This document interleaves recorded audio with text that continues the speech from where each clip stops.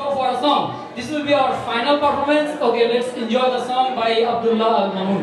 Let's welcome by. Hi everyone. So I bet you all are hungry now. So with this song, I want to make you more hungry.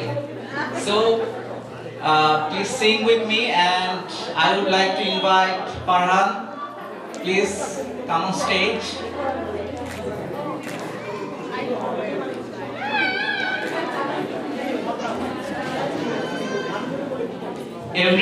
Every Bangladeshi people, you know this song, so please sing with us.